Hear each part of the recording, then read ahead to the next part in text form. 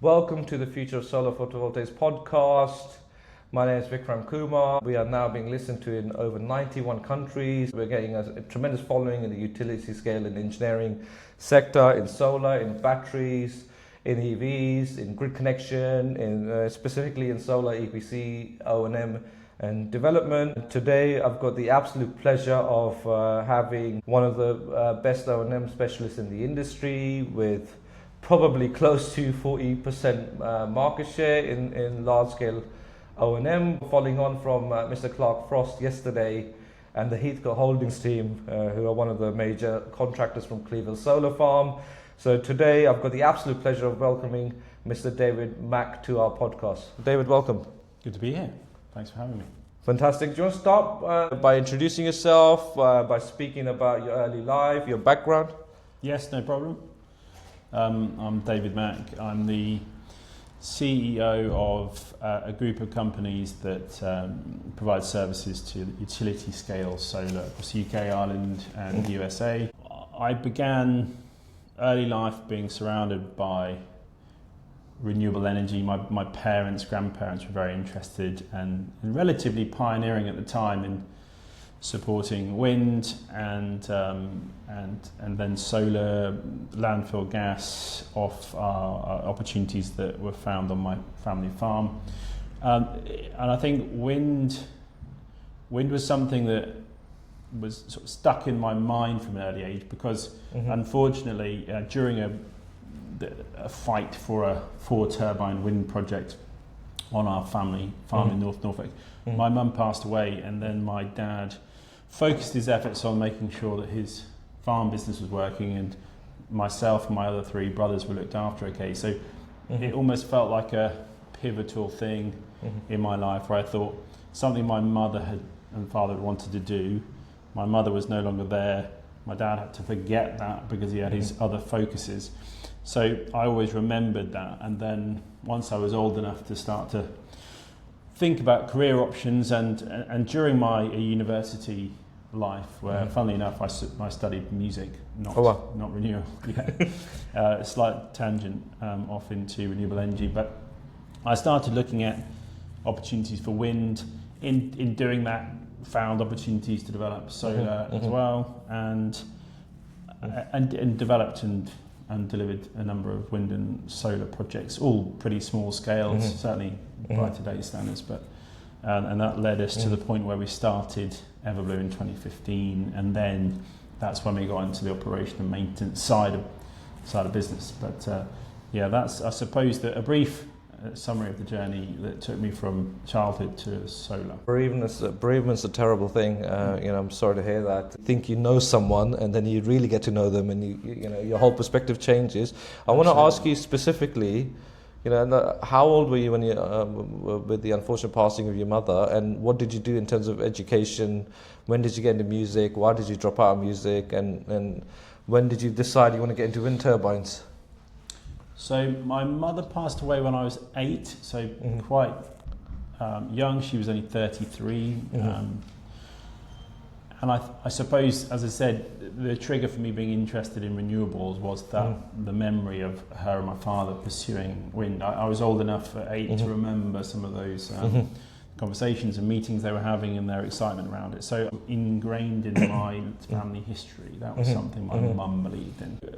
I suppose it then took me, being a kid and growing up, to then start to think about it in my late teens, and that's when I got started that project again, that very project that my mother and father had started in about 1990, I believe. We then started up again when I was in my late teens, as I said, and that sort of stayed bubbling away in the background through 3 public inquiries, 2 High Court hearings. It was a really contentious project for a single stick wind turbine scheme. It's just under a megawatt. Right. And we then did all sorts of other things, solar, started Everblue, and behind the scenes that was carrying on, and we got permission in, I think, 2020 and built it in 2022. So it took from 1990 to 2022 to deliver a single wind turbine project. But it was amazing to deliver that. and to see it running now, being something that was started by my mother and father, and delivering that meant quite a lot. It was quite an emotional thing to see the cranes putting it up on the day. That was incredible. So 8 is a very, very, very young age to lose a family member, you know, and in fact my company Ventus means wind in Latin, because my idea was to get into the wind business, and my early experiences were training people to jump out of wind turbines. I remember visiting Dong Energy, who are now called Ørsted. So, you know, people that don't know Norfolk or the area, you know, it's very alien to them. You know, I've driven there to see Brett Baber's company launch with Danos after he left Electric. You know, paint a bit picture about, you know, your farming background, your surroundings, you know, what is it like to live and work in Norfolk? Well, it's sort of inbuilt in me, being out in the countryside in Norfolk. I've moved around a bit and I travel a lot with work, and I'm always pleased to be back in North Norfolk and the countryside of my home. And I grew up on a small family farm. My dad's still in, right now, he still farms the land and runs that side of the family business. But yeah, it's amazing. Even with the challenges of my childhood, it's an amazing place to grow up. Near, you know, the countryside, the beach, and all of that. So it's somewhere that's extremely special to me, and somewhere that I'm not planning on moving away from anytime soon. But I'm also pleased that now my children are having an opportunity to grow up there too. Tell us what kind of farming your family gets involved in, and what stage do you decide I want a wind turbine? Well, I suppose you probably you might see in various different types of media, especially in utility scale solar industry, it quite heavily entwines with agriculture. So you may come across the thing, the need for diversification within agriculture. Food production, unfortunately, is not a particularly profitable exercise in most cases, especially when it's small farms. So farming family, especially the scale that my family's farm is, we have to look at ways to diversify, both to stabilise quite a risky business model with influences from weather and disease and various other things that can affect crop and yield. But also, if you've got a family and you want, so it's okay for my father to farm, but on a small farm, that is barely enough income for one person. So my brothers and I then thought, okay, well, we want to develop a business that then grows and is able to sustain us as well as our father and keep that family business going. So we were forced into diversification. And at the time, and obviously still now, renewable energy is a good thing to get into. It's a growing industry. We all believe in what renewable energy can deliver for the country and for the world. So it seemed like a really natural place to start. And we've got other diversifications within our farming business, but they're all relatively small. There's definitely the biggest potential for us and the family, and also the wider community, because as a result of all of the ventures that we've done to diversify, we're now employing local people and bringing employment opportunities to a rural area, which is something that's not often achieved. A lot of employment in our area is either agriculture or tourism, and both of which aren't particularly well paid. So it's nice to bring some industry into that area and to employ people. Fantastic. The reason why I use the football analogy is because when you're a parent on the other side, it's easy to be a backseat driver and to comment.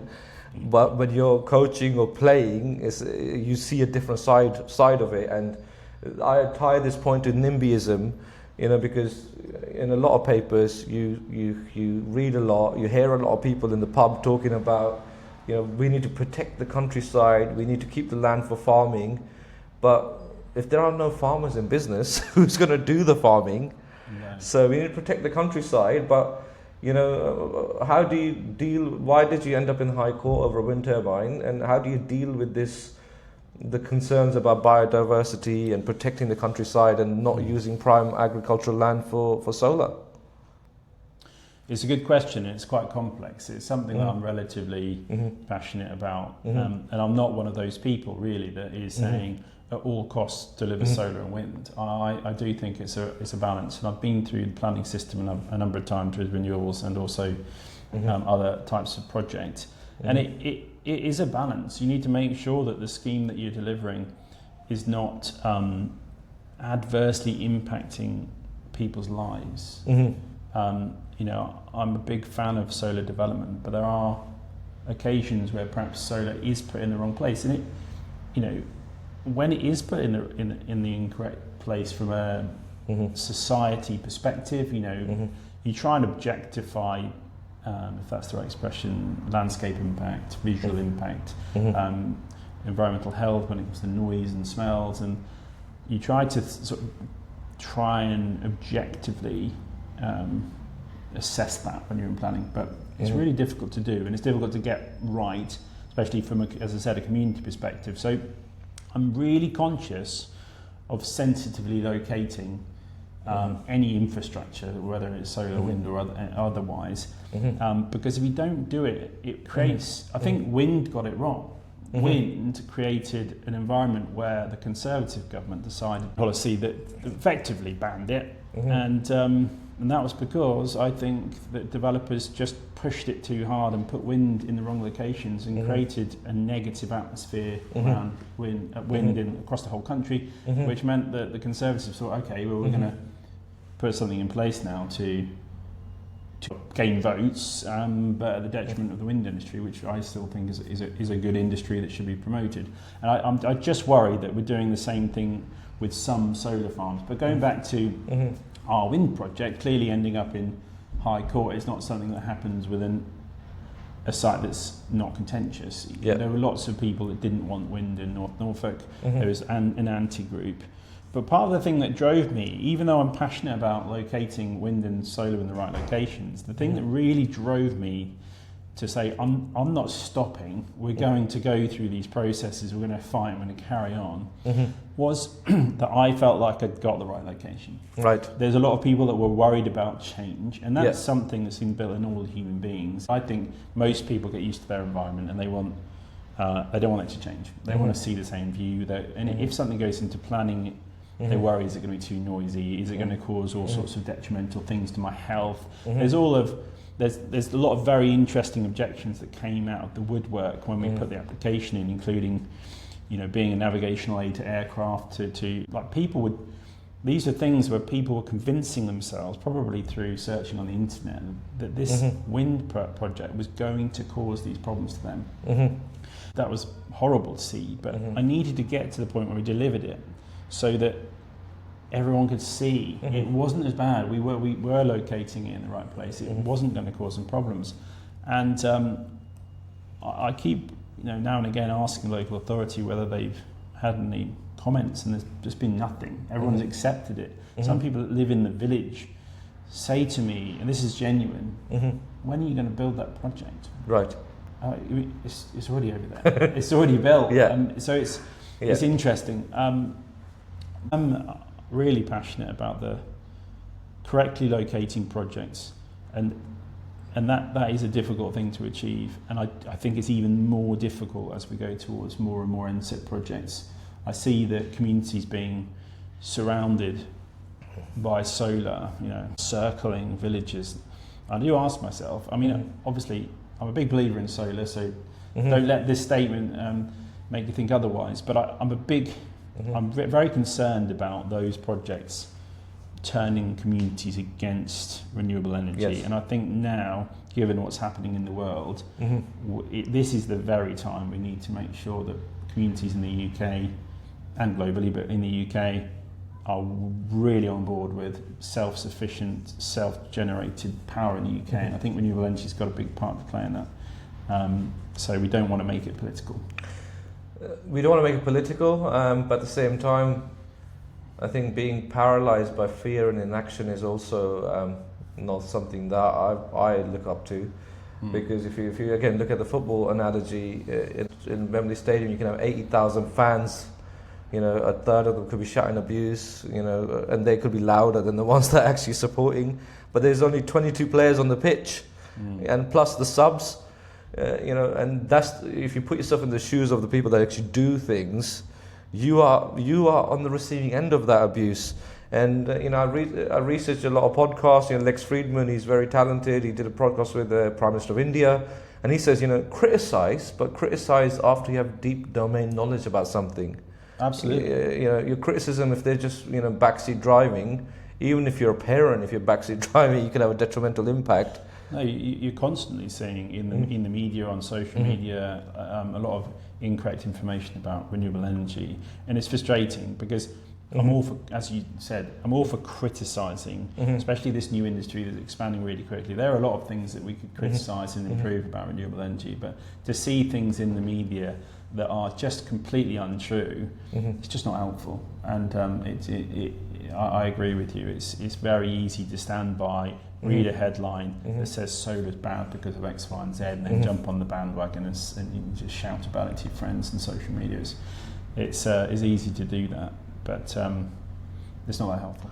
Absolutely, and I'm good friends with Clive Crosby. I've been talking to him for over 10 years now. One of our early podcasts, the second one was building the largest solar projects. But I'm a big believer in turnover is vanity, but profit is sanity. So sometimes you make more profit from a well-executed 1 megawatt C&I project where we did the AC design, for example, for Farnborough Airport, than you would chasing Cleve Hill. You do it because it's the most. If you are a solar enthusiast, how could you not have an interest in the largest project in the country? Probably in the top 20 in Europe, if not higher. And so I think that the political element is important because we have now the age of disinformation. We had the Cold War, then we had the collapse of the Soviet Union, and then we had the financial crisis in 2008, and that's how I got into wind and solar. But we are in an age of disinformation.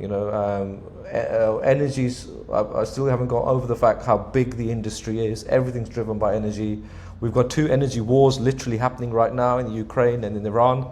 And we can see the impact of that. So energy is one area where politics, finances, war, all of it intersects. So it's natural as we start going towards NSIP, nationally significant infrastructure projects, of 500 megawatt plus in scales. There's even 2 gigawatt projects in development in England now.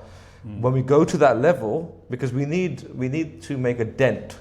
Solar, if you look on MBAR think tank, is a decimal point in terms of the general energy use in the world. And you're not going to reach net zero by thinking small. At the same time, in C&I projects, you can have other additional fire risks you have to be careful of. If you put people don't want industrial solar panels, but then they want to put them on buildings, and if they're not executed well, you've got fire risk there. So that leads us nicely towards your businesses. Do you want to start by introducing yourself with respect to what businesses you're a part of and what your current focus is? Yeah, why not?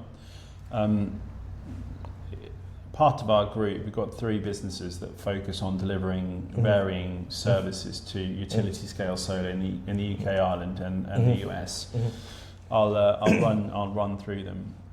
Everblue Solar is an O&M services provider. So we're not an O&M company. We provide services to either O&Ms or to asset managers, owners, EPCs of solar farms, and we cover services like solar module cleaning on scale, land management that can include simple things like grass cutting and herbicide application or weed management, all the way to planning compliance, biodiversity management, plan compliance and scheduling, and working with ecologists to make sure that those things are delivered in accordance with either planning conditions or 106 agreements that are now coming in for the BNG sites. So we also add on things like we can deliver drone surveys and a few other maintenance tasks. And part of everything that we do within Everblue, we provide in-depth reports on what's on site. So we try and add more value because we understand that with solar, ESG is a big thing, and we need to make sure that we make the most out of every single visit. But the journey to the site is the most expensive part. Once you're there, let's make sure we gather as much information for our clients so they don't have to go there again, for example. We need to reduce visits, reduce fuel use. So that's a big thing for us. With also within Everblue, we've got SolarYield LLC, which is our US version of Everblue, and we cover between Texas and to North Carolina. And we're module cleaning around 2 gigawatts of solar in the US. Wow. And but that's a very, very small market share compared to what we're doing in the UK and in Ireland. The potential there is huge. So that's quite an exciting venture, and that's been going a couple of years now, but very successfully. And AgriSolar is one of the other businesses. That's our consultancy. We spend a lot of time either looking at biodiversity management plans pre-planning or pre-construction and making sure they align with the primary use of the land, which is going to be a solar farm. So making sure that that what's being delivered to and promised to create the credits that are needed to get the planning and the BNG credits can actually be delivered in unison with the operation of solar farm, and that's quite rare. There's a lot of conflicts normally with what's being promised. So we're trying to intervene and say, let's do this way, this way, to make sure that everything gets done. And you're not in a situation where there's shade. As a good example is, let's put wildflowers everywhere. They grow too tall. They shade the front of the modules. So then suddenly we've got to cut the wildflowers down in the prime season to get rid of the shading. So it's just a small example, which is a good one on how sometimes there's a conflict between the two things. So we do a lot of that, and then we do a lot of auditing. So AgriSolar will go and audit compliance on site, whether that's planning compliance, biodiversity management. We do things like condition checks, bespoke checks that our clients come up with. And then the last company is our software as a service business, Novola. It's geospatial management tool, and that's entwined in the other companies. We deliver a lot of our reports to our clients on it, but also it's a software as a service is available to anyone in any industry. We've built it on the back of solar, but we've got clients all over the world using it for various different geospatial management needs. But as I said, it's been designed for solar because that's the industry we're in, and it's going really well. And it's a good way of seeing your solar plant geospatially mapped out. So they're the 3 businesses with the US as well. Yeah. And you're obsessing about market share, energy statistics, because we are trying to work towards net zero. So if we don't understand the mechanics of the numbers, how do we know we're going in the right direction? And build from where you're strong. Yes. Think globally, act locally. And on this aspect, you've got, depending on which metric you use, because I know there's about 11 gigawatts of large-scale solar farms. So if you've got 5 gigawatt you're managing in UK and Ireland, or anywhere near that, you're making structural observations with respect to the game theory about scale and seeing the market impact. I've worked on 3 gigawatts of solar farms, probably quoted 10 gigawatts and lost 70%. So so the success rate doesn't need to be huge to survive in the industry. We could do a whole series just because you're so hyperactive in the solar business, and you have wind as well. And you do agriculture, we could just do a whole series on your businesses. But if we try to focus and drill into core areas, with Cleveland Solar Farm being 1,000 acres, now there's 3,000 acres solar farms in development. If you use trackers or fix, the acreage changes. You can have over 12,000 football players on Cleveland Solar Farm, to give you an idea of scale. Over 500 football pitches worth. And so the point being, the challenge of doing module cleaning on a 5 megawatt site or a 1 meg rooftop or 200 kilowatt rooftop is different to doing 5 portrait east-west modules, which are 5 meters high at the highest point. And what I learned on Cleve is, now you're getting into the realms of proper construction contractors that can move earth, they can install drainage, but where they may benefit from your insights is on the module cleaning front. How do you get at that height? How do you clean modules at height? What considerations do you pay to ensure there's no glass cracking, there's no hot spots? Those are the electrical areas is where I feel the civils guys will benefit from your knowledge.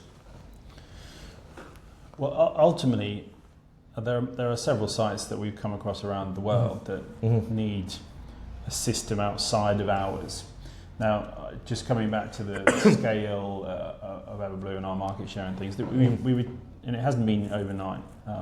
We've grown this for a lot of years incrementally, but the whole thing is built on systemizing, and it's making sure that you've got replicatable services, and that they are just that obviously out on the field we're never going to see production line efficiency, but it's based on that principle, making sure that everyone is trained to the same standard, you use the same equipment, and it's done over and over and over again. And by doing that, you're making sure that you've got consistent safety, consistent compliance, consistent quality, and that's how we've gained our reputation.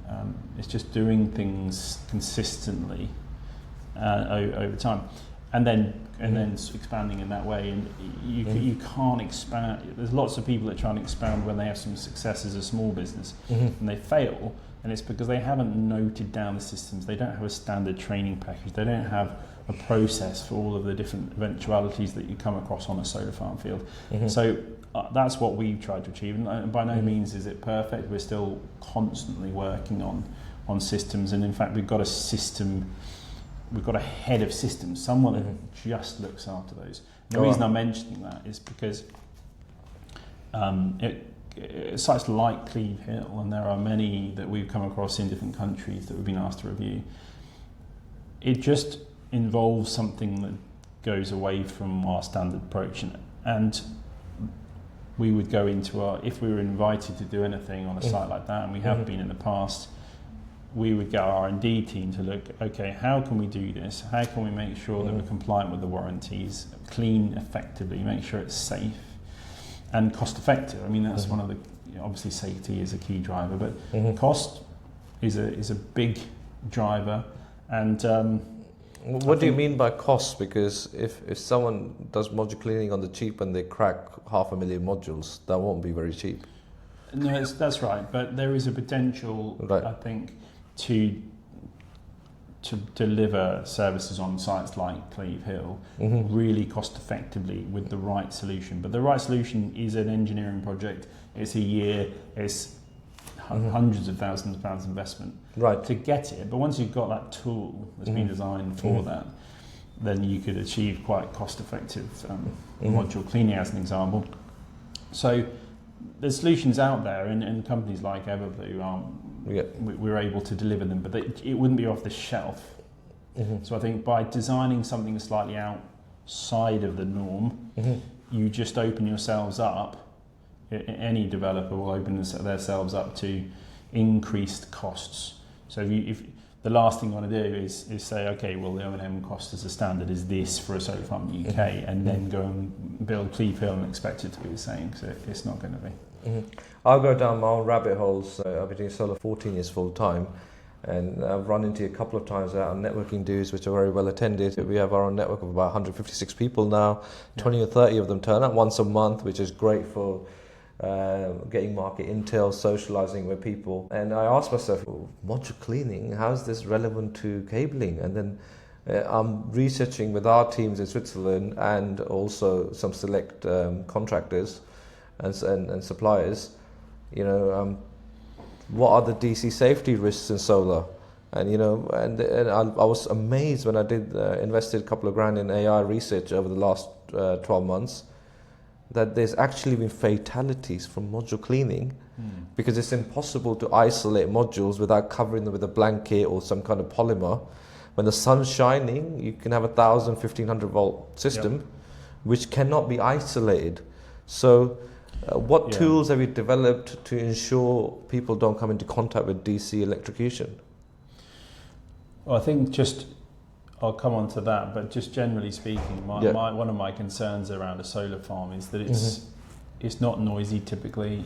It's not, as human beings, we have certain things that make us alert. Yes. It's noise, it's movement. You wouldn't run into a gas turbine or a wind turbine. No, exactly. But a solar farm, you've got sheep, butterflies, birds are singing, and it feels very safe. And I often see, which really frustrates me, companies posting on LinkedIn with pictures of primary school children or any children visiting the site, and they're all like lining up and putting their arms along the surface of the modules on a sunny day. And I just think, if that was my kids' primary school, there'd be big trouble. Yeah. But has anyone tested that to see if there's, don't do it anyway because of the risk. You'll be safer going in a high voltage substation, which is properly earthed, than putting water on a 1500 volt system.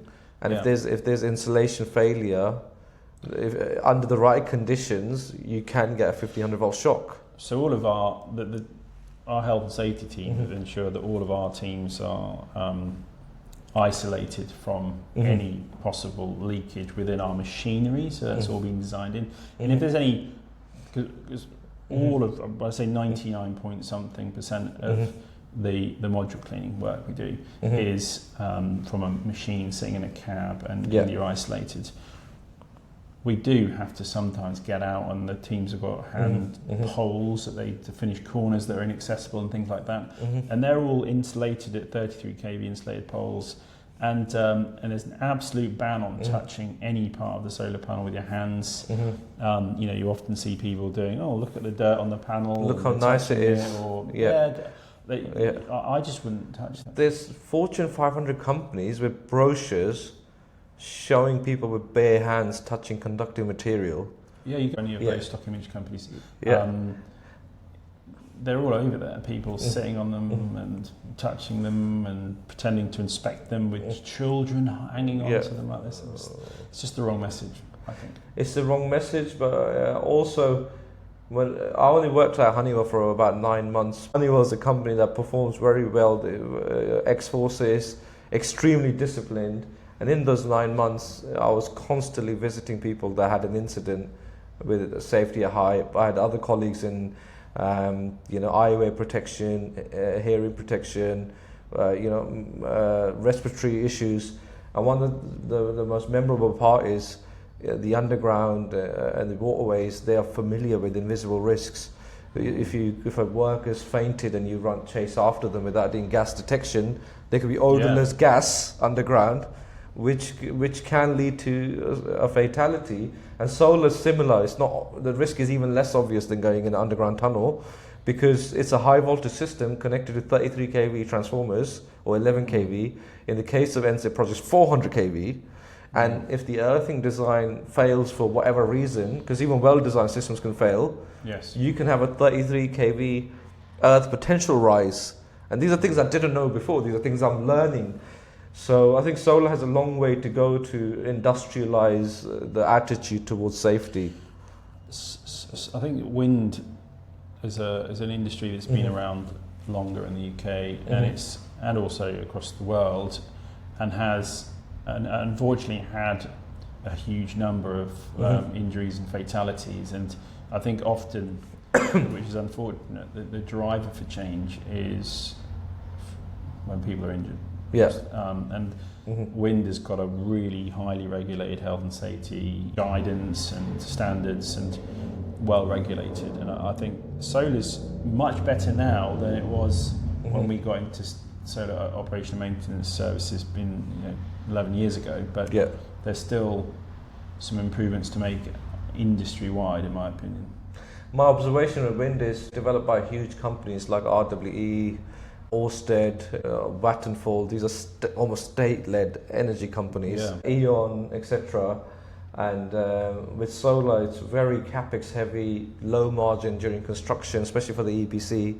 And so you can have a lot of companies that haven't got tremendous amounts of experience that relearn the same issues again, which leads to boom and bust crisis, because then we're very good at going legal on people when the site's not performing, but we want the lowest possible module price, lowest EPC price. And because you've got such a huge market share, how do you deal with these quality risks that arise during the O&M stages? What do you mean by O&M services other than module cleaning that you provide? And what areas could people improve on when they consider developing and designing these sites? Well, from our perspective, and looking at efficiency while on site, planning, compliance, safety, the layout of a site has a big impact on how efficient things can be. I mean, the obvious ones are, and we see it sometimes in the UK, but all of the time in the US, above ground cables. They're efficiency killers when it comes to things where you need to travel around the whole site, because Yes. you've got to drive in and reverse out of rows, and a lot of hand management of, say, vegetation or module cleaning has to be done around those infrastructure. So there might be cost savings or reasons why you might use something like an overground cable, but it definitely should be balanced with the probably doubling of costs when it comes to the services that we provide. I visited a solar farm in Spain that we were invited to tender for, and if they'd moved an inverter station cabinet 2 meters, and they had plenty of room, it wasn't a constrained site from a land perspective, they moved that, they would have been able to clean 150 megawatts with one of our machines, would have been very cost effective. But because they put the inverters slightly in the wrong place, it blocked 2 rows. So you could only clean 1/3 with our method, and the rest would have to be done by hand, and that's 150 megawatts.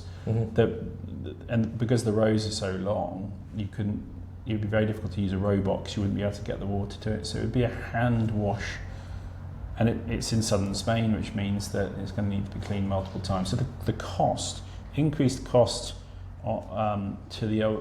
within the O&M phase across, say, 30, 40-year lifespan of that project is colossal. So the question I asked you was a bit unfair because it's quite deep, which is, you've got 5 gigawatt of experience, and what could people do differently when they design and develop these sites? Yeah, and then you said, like in the US, they have above ground cabling, which is not great for getting around the site. That's right, yeah.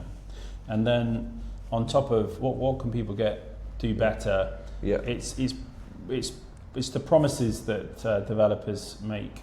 The planning, to get the planning over the line, which I can understand that you want to get the rubber stamp to say you can build this solar farm, but there's some pretty onerous biodiversity management plans being consented at the moment, which I don't believe anyone's quantified what the cost of delivering these are. And the difference between old sites, say 10-year-old sites, where they had a planning condition that said, do this, plant these wildflowers, plant this hedge, or those were planning conditions, and planning conditions, if you don't comply with them, the enforceability of those falls away. But with BNG, you're signing a 106 agreement or something similar with the local authority to promise to deliver what they call BNG credits, to deliver at least 10% biodiversity net gain. Now, most solar farms are delivering 200% biodiversity gain, 250% biodiversity gain. So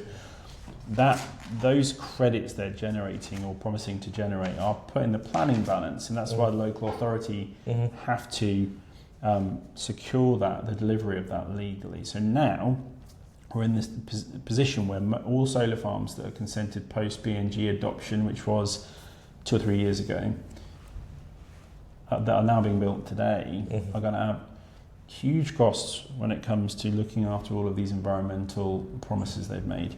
And I think what you can do is consider the operational impact during the planning process to make sure that what you're doing doesn't conflict with the operation of site and isn't going to be too costly to actually deliver, because it's not like before where if you don't deliver it, it can just be forgotten if no one raises an enforcement issue. That will never fall away because it's a legal agreement that you've signed, and if you don't comply with it and someone complains, it's going to be a much bigger problem than it has been before. So then that leads to, because things we're dealing with, they're tremendously detailed and every area needs focus, but and coming back to your earlier point about R&D, why would you spend £1 million of developing a new process if the client will pay for it? So there's always a balance between the commercial element, doing the sales and getting the agreements in, and then spending the money up front, because the danger always is if you develop something without customer buy-in, then if no one adopts what we developed, it just becomes sunk costs. So a lot of people don't do R&D because of that. And so have you thought about repowering? Because a lot of the early solar farms, the inverters will be coming to end of life, and I know also from industry reports there's tremendous amount of transformer failures in the PV business, not because people are doing a bad job, it's just the PV load profile is brand new. We're not used to having DC infrastructure of this scale. These arguments are over 100 years old between Nikola Tesla and Thomas Edison.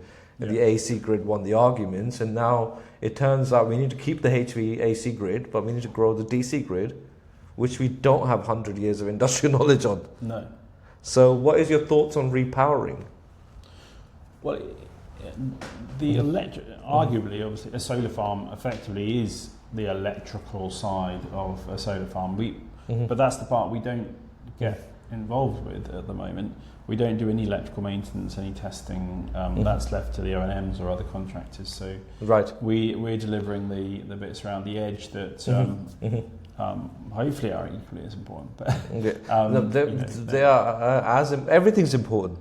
If you don't clean the modules, and the performance drops by 30%, and people are raising funds on 5%, 8% yields, it just defies logic. This is the long-term market rules we need to establish.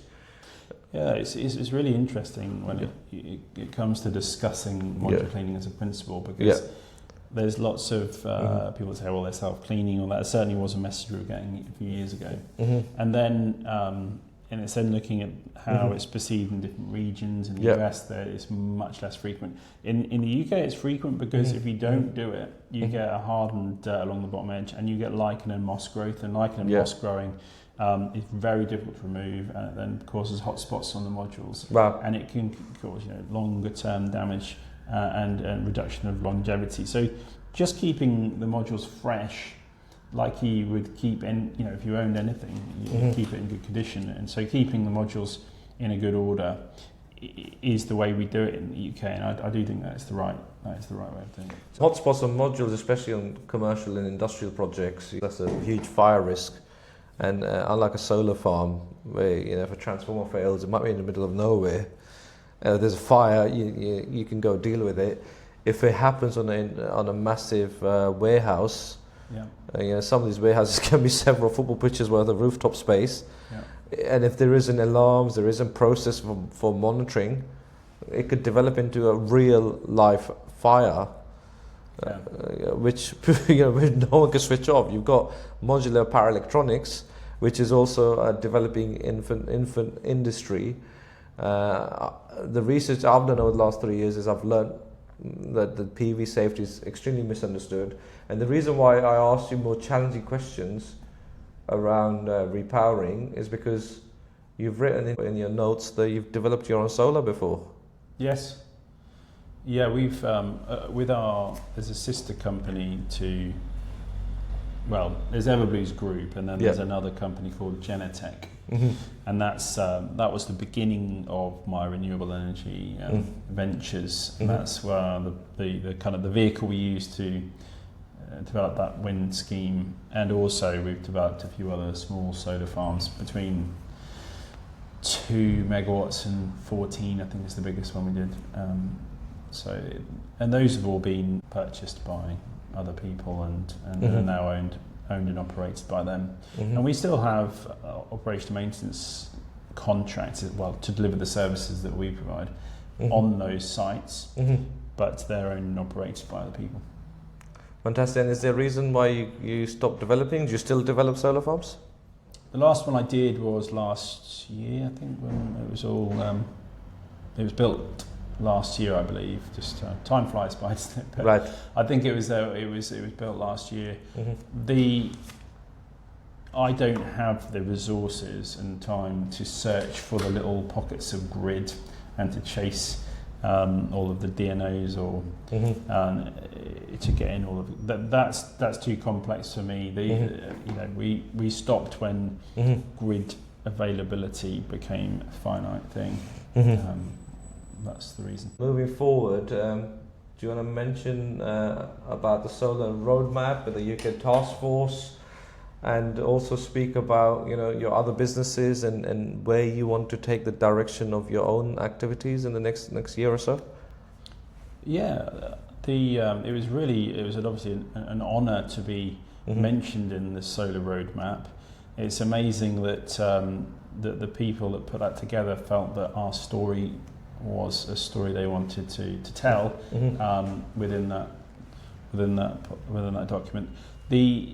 Effectively, the message there, if anyone hasn't read it, is that solar delivers more than just a solar farm and solar renewable electricity. It stimulates local economies. And our message was, like, we built a 3.6 megawatt solar farm on our farm, and from that got the idea of, well, how are the modules going to stay clean, because we saw that during construction they got muddy, and then we developed that, and from that solar farm has come the growth of our business in our small village in a rural area in Norfolk. And I think that could be, it has been replicated, but could be replicated more across the whole country, where these remote locations that have renewable energy projects are able to stimulate those thoughts of people and generate, and I guess ultimately generate local employment. And as I said before, we employ quite a number of people from North Norfolk, and there are relatively limited opportunities for careers there. It's very focused on tourism, sort of the catering industry, farming and fishing, all of which are great place to be, but they don't necessarily offer a range of opportunities and I suppose salaries that perhaps other industries might earn. So might deliver. But you invest in mental health support services. Do you want to talk about what that is and how do people benefit from it and who it's for? Yana is a mental health charity. They support rural workers that often work in isolation. Yana supports rural people with mental health issues, and it's close to us because all of our staff work in the middle of nowhere. I mean, everyone knows most solar farms are located in the middle of a field all over the country, and they do work in teams, but they're not necessarily always together. They're doing different things, so I think it can be quite isolated. And obviously within our company we do the best to support our teams, but within the wider rural world, you've got farming and other people on solar farms and lots of different industries where people are working alone. So I think Yana, we believe is a really good charity to support, and it's something that's close to us, and we want to make sure that everyone has someone to call if they need it. And I don't think it's not necessarily just for rural people. You don't call up and they say, "Are you rural?" Are you rural? Yeah. But that's where it started from. But the irony is now, isolation's become not only, because I've been in field sales and sales engineering for most of my adult life, and one of the reason why I get along with a lot of RAF, Navy, Army people is it's not an easy thing if you're always in a family environment, in school, in university, in a workplace. Yeah. To spend long hours in isolation on your own. And now with COVID, people working from home more, everyone was in jacuzzis, not everyone, but a lot of people, celebrating, wow, I'm working from home. And suddenly they realized 2 years later they're tremendously lonely. And kids that were studying from home were told to go back to school because you could see the impact on people. There's definitely some anxiety around it. Yeah. Yeah, absolutely. And it's really important that we interact as humans. It's a really good thing. I think without it, you can struggle. So Yana is a brilliant charity, and obviously encourage everyone to take a look at what they do. So we support them. I don't judge anyone with mental health. I was surprised as I was driving to Manchester University with my daughter, listening to Alex Ferguson's autobiography, because one of the biggest things he dealt with was loneliness. Because he thought, I'm Alex Ferguson, Sir Alex, I'm always in company of people, but people were so afraid of him, no one would go to his office. So you think you know someone, and Network Rail has a great advert about this. Have conversations with people, check in on others, and in terms of coming to a conclusion, what do you think is the future of solar photovoltaics, And more importantly, what kind of people do you want to work with? Good question. So solar voltaics, the future, I mean, it's obviously an extremely good source of renewable electricity. It's a reliable source, and we can predict it, and so I think we will continue to successfully integrate solar within our industries, and that's not, and within our country, within our energy network. I do, obviously we work in utility scale solar, but I don't necessarily think that's the strategy at the moment is the correct one. I do think that there should be a real emphasis on self-delivery, whether that's a business or your own home. I think there's a lot of infrastructure costs that come with maintaining and balancing a grid, and if you generate it locally, whether that's a private wire system on a housing site or whether that's your own solar on your roof or in your garden, I really think that's the first step. Everyone should be looking at how they can deliver their own power, and they should. I know there are incentives for people to do that, but I think it perhaps should be publicised a bit more and incentivised a bit more. I think it comes with a caveat of making sure these things stay maintained, because there is a risk that you invest in something that someone's sold you as this amazing setup with a battery, but then there's no maintenance, that falls away, and you're then reliant on the grid again. So there's a little bit about maintenance. I think that straddles all of solar for me as we move forward into the future, is making sure that it's maintained correctly on a private or commercial basis or a utility scale basis. I don't think the maintenance has been nailed yet, and therefore we've got to get that right before we start calling it national infrastructure. And within the context of what's happening within the world, solar is a brilliant opportunity for the UK to be more self-sufficient, and we should be doing that. But should we be blindly building hundreds of solar farms without looking at pushing more localised generation, more private wire projects more? I don't know. I'm not sure whether we've got the mix right now, but I certainly think it's has an exciting future in this country. A lot to think about there. My personal view is, I share a similar career journey to yourself, which is I started my business to focus on onshore wind, and it pretty much got banned, and offshore wind favours larger companies, so it's difficult to get involved with that unless you have a yacht, not a yacht, but a massive sea wind turbine laying vessel, or if you got, even for the cables, you need subsea cable laying vessels. So I'll go into solar, not to be green, but just because I needed work. So I'm actually focused on the business end of things, and I think anything done badly goes wrong. Whether you're building a house or a data center or it's a power plant at the end of the day. And if people don't pay attention to longevity, because pension funds are investing, they want 25-year, 40-year returns. And if the site is failing within year 2 or 3 and there's not enough budget for O&M, there's going to be an issue. And I think whatever people think, rightly or wrongly, the Brexit referendum was very divisive, and the industry sort of fell off a cliff edge in 2017.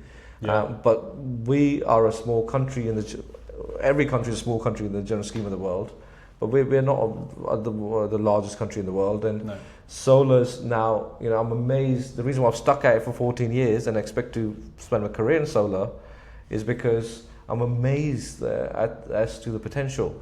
There's 3 terawatts of solar installed worldwide. 1 terawatt of that, over 1 terawatt of that is in China. There's countries like Netherlands, which are smaller than the UK, have overtaken us. Spain, you can understand, they've got more sunshine. Italy, you can understand. Germany, it's not a lot warmer than ours as a climate, has over 100 gigawatts of solar. So the world has moved on very rapidly, and unfortunately now, because of more geopolitical tensions with Ukraine, with America, with Iran, now we've got a situation where, the UK is becoming stable again. So whatever we do, we have to find a way of establishing market standards. Otherwise, it's going to fail.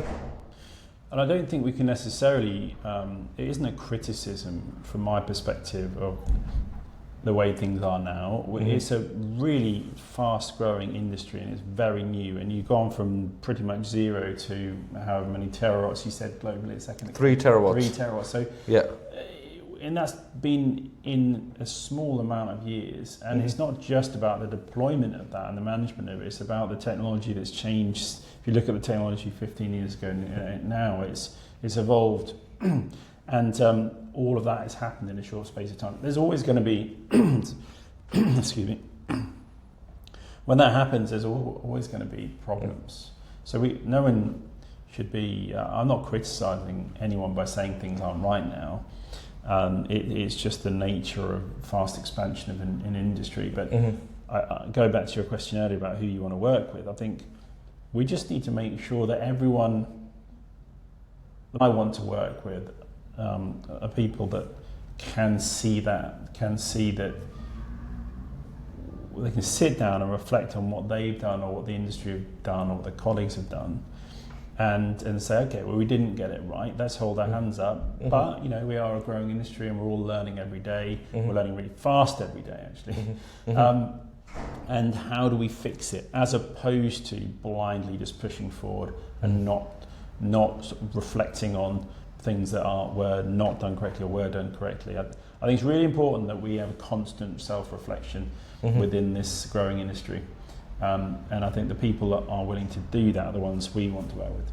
Absolutely. And as we come towards the end of our podcast, before I thank you for your time, and I know you have a meeting at 1:00. It's not been easy to do this podcast because we're in the middle of London in Bloomsbury. There's like horns going off, police cars, people interrupting. I think you've done a fantastic job. It shows nerves of steel to carry on and then to retain your train of thought. But coming back to the actuarial science of solar, which I've been trying to learn, is an area my son has an interest in. So, I try to stay relevant in my kids' lives as they become teenagers. And try to talk to me less and less. What I'm amazed by is, and those that are lucky enough to invest in solar in retirement, and those that are young enough to still work in the industry. And I think where I've got things in common with yourself is you've been involved in solar from a very young age. Yeah. You still have a couple of decades ahead of you, at least, touch wood. Hopefully, hopefully even more. And in our lifetimes, according to Shell Sky Scenario and the National Renewable Energy Laboratory in the US, solar has a pipeline of 75 terawatts in the next 20, 30 years. So there's 3 terawatts installed, and there's probably 72 terawatts more ahead of us. And that is an economic reality that's already been modeled. Yeah. So if you put that into perspective, the oil and gas industry may have started, I don't know if it's true 100%, but my feeling is may have started because of the 2 world wars. And it wasn't very easy, and there's movies like There Will Be Blood. The oil and gas industry was also a cowboy industry in the beginning, driven by necessity, and they've stabilized themselves over the Industrial Revolution onwards. And solar is at that growing pain stage, where there's opportunism, there's compliance concerns, there's hubris and overconfidence. Proud fall harder than the weak. If you go build 1 million solar panels without a design, we're going to have problems. And people want to sue us for the risk that comes with that. So, but all of that just tells me there's a lot of exciting work to do. And you want to be where there is difference to be made, because if we go into construction, people know how to build tall buildings. We can't teach them to do it better. I think the exciting thing is, the opportunity is exciting for anyone that has knowledge and in the experience that perhaps a lot of people in the UK have to help the world meet that 70-something terawatt demand. 75 terawatts by 2050, if I'm not mistaken. Yeah, I mean, there's a lot of opportunity for people that have knowledge and experience, but I think the fundamental thing that we need to do is make sure that we turn the knowledge of those people into a systemized approach. Make sure, because one person can go into a company or into a region and have an influence, but if you create training packages, if you create systems, businesses that are replicatable, that can then support the globe as it develops 70-something terawatts, that's what's needed. It will never be possible to deliver that unless we have a system to do it. And then how we price the risk, as we come towards the end, and I'll let you go to your next meeting. How we price the risk is also an art form in itself. And if modules are 10 cents a watt, they used to be 55 cents a watt during MIP. EPC is now around 42, 50 cents a watt or pence a watt. Currency exchange is a thing as well. And operating solar assets, some of them are incentive linked, are trading at £1.35 a watt. So that gap, 50, if you round up to 50p a watt for EPC, including modules and structure, and I don't even know what the O&M budget is. If you double that, that's still below 35 pence below the trading values of solar. So the gap in between is the delivery risk that people don't want to take on. So if you can find a mechanism of de-risking those things, there is a hell of a lot of margin to be made. But because there's so much capex, there is going to be constant boom and bust cycle. But I can't think of another industry more exciting than solar. Maybe energy storage, battery storage comes close, and even more exciting is the grid for me. Yeah. No, very exciting place to be. Myself and all of the team that we work with and all of our clients, we're all really excited about growing our businesses and continuing to deliver good quality services into the future. So it's exciting stuff. Thanks for your time today, and I'm going to switch off now to let you focus on your 1 o'clock call, which is in about 3 minutes. And and then time flies. We can carry on talking about your other businesses, which we haven't even spoken about over lunch, if you have time. Sounds good. Yeah, good to see you. Thank you very much. Thanks, David. Cheers.